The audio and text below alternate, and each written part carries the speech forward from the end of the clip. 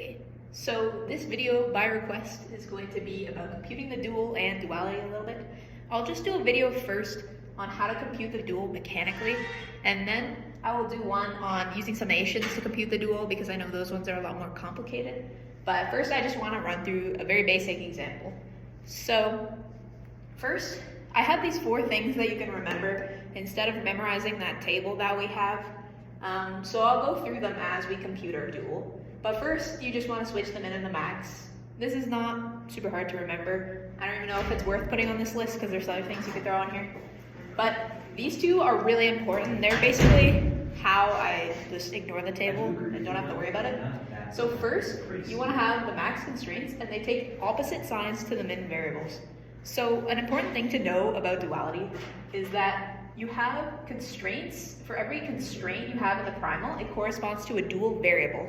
And for every variable you have in the primal, it corresponds to a dual constraint.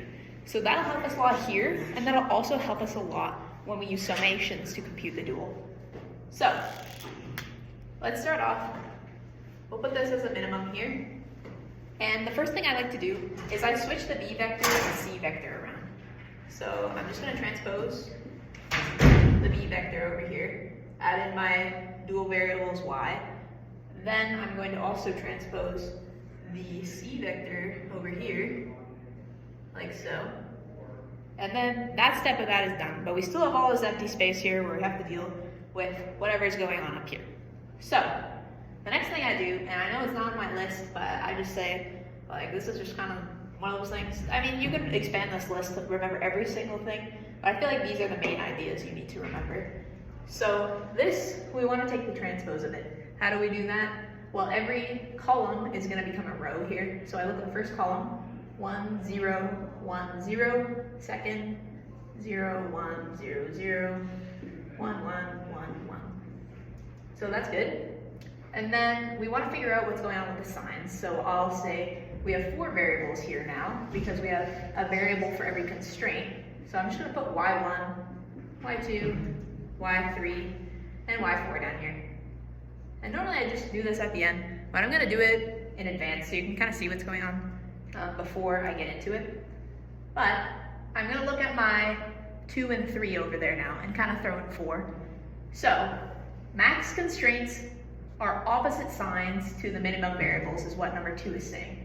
So I look at my max constraints. Okay, the first one is an equals. Well, that corresponds to my number 4 condition here. Free variables are equality constraints. So we have equality up there. We go down here and we say that y1 is free because y1 is the variable that corresponds to the first constraint of the primal. Then we look at the second one. Okay, we have a greater than or equal to. So the maximum constraints are opposite sign to the minimum variables. So we have a greater than or equal to there. We have a less than or equal to here. Then we look at the next one. Okay, less than. So I put a greater than or equal to. Last one is also less than, so we put a greater than or equal to. And then I'm done with my variable side of things, but I still need to go figure out what's going on with the constraints here. So that's where I go to condition 3. Maximum variables have the same sign as the minimum constraints. So I look up there. Okay, we have greater than or equal to here, and then I do that. I have less than or equal to here, so I do this. And the last one is free, so I know that this one needs to be equality. And this is my complete dual. So this is how you compute it mechanically, but I'll also show you an example of a summation.